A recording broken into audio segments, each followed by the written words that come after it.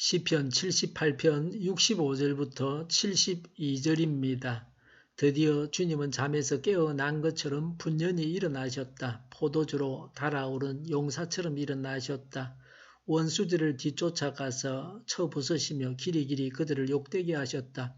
그리고 주님은 요셉의 장막을 버리시고 에브라임 지파도 선택하지 아니하셨다.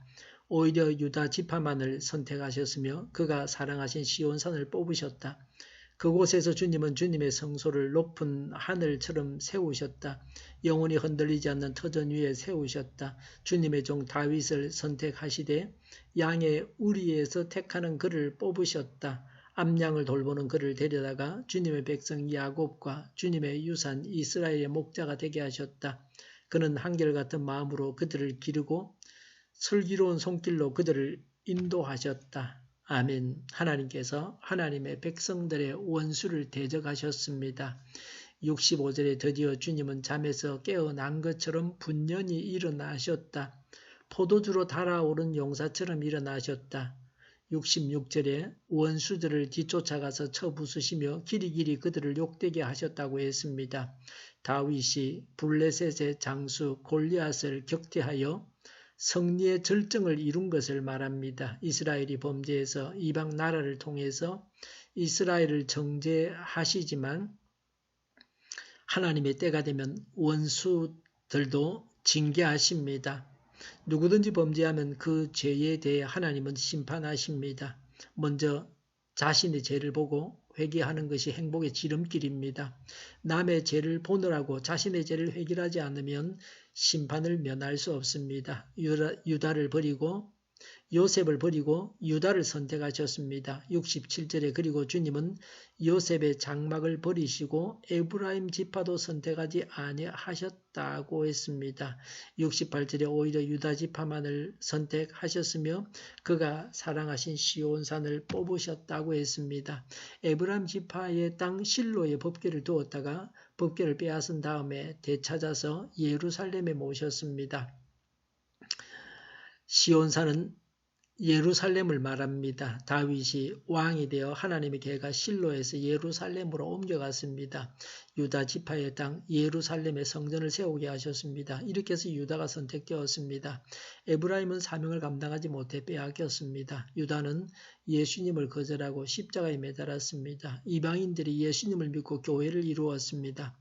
유대인들은 아직까지도 집단적으로 예수님을 거절하고 있습니다. 예수님께서 재림하시기 전에 유대인들이 회개하고 돌아온다고 성경은 예언하고 있습니다.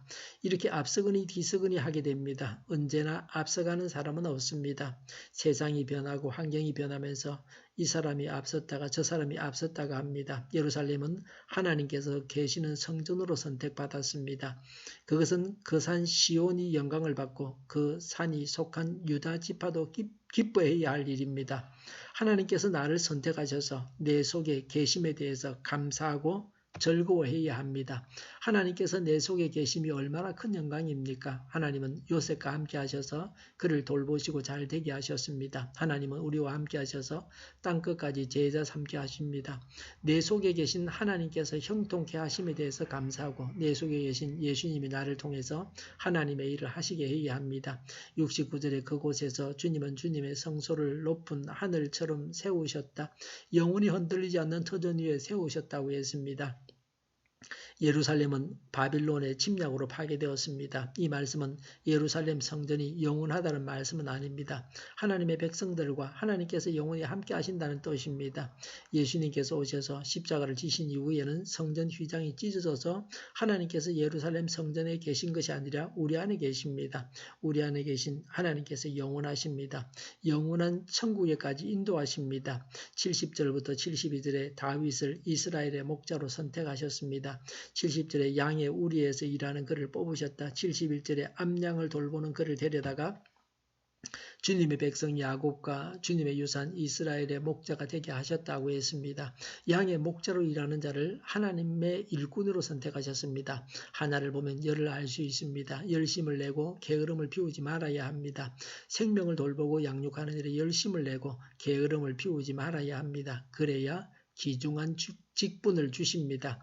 목동은 비천한 자입니다. 하나님은 비천한 자를 존귀하게 사용하십니다. 하나님은 이런 분이심을 알아야 합니다. 언제나 겸손하게 하나님 앞에서 행해야 합니다. 70절과 71절에 하나님께서 다윗을 선택하셔서 목자로 삼으셨습니다. 하나님의 일은 하나님께서 맡기십니다. 직분을 주신 분이 하나님이십니다. 72절에 다윗은 한결같은 마음으로 양들을 기르고 슬기로운 손길로 양들을 인도하였습니다. 다윗이 하나님의 뜻에 맞게 백성을 다스렸다는 것입니다. 다윗의 후손으로 오신 이상적인 왕인 예수님께서 이와 같이 하셨습니다. 변함없는 양육 지도자요 슬기로운 양육 지도자이십니다. 하나님을 따라가야 합니다. 말씀을 따라가야 합니다. 하나님께서 세우신 목자를 따라가야 합니다. 기도하겠습니다. 하나님을 따라가고 하나님 말씀을 따라가고 하나님께서 세우신 목자를 따라가게 하여 주시옵소서. 우리 동일교회가 만구는 집 하게 하여 주시옵소서. 예수 이름으로 명하노니 모든 병만은 물러가고 몸의 모든 부분들을 온전하게 될지어다. 신유의 기적을 베푸셔서 지금도 저희의 질병을 고쳐주시옵소서. 저희와 교회와 이 나라의 민족을 불쌍히 여겨 주시옵소서. 독재 정권이 무너지고 적과 통일이 되지 않고 평화 통일을 이루게 하여 주시옵소서. 전쟁 위험이 사라지게 하시며 핵으로 무장해서 균형을 유지하게 하여 주시옵소서.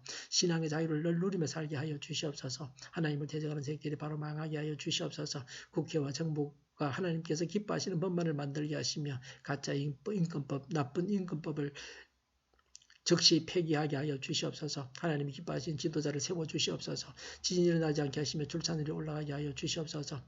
자녀를 낳고 살만한 성적으로 건전한 나라가 되게 하여 주시옵소서. 에너지 정책, 재활용금 정책을 제대로 세워서 집행하게 하여 주시옵소서. 늘 맑은 공기를 마실 수 있게 하여 주시옵소서. 하늘 갈등이 해결되게 하여 주시옵소서. 우리 모두가 선한 분별력을 가지게 하여 주시옵소서. 악한 지도자들과 그리고 악한 언론들이 하루속히 망하게 하여 주시옵소서. 오도하고 속이는 일들이 더 이상은 없게 하여 주시옵소서. 진실만을 말하게 하여 주시옵소서. 오늘도 하나님 안에서 차고 넘치는 삶, 복된 삶을 살게 하여 주시옵소서. 감사와 찬양을 주님께 돌려드리며 예수님의 이름으로 기도하옵나이다. 아멘.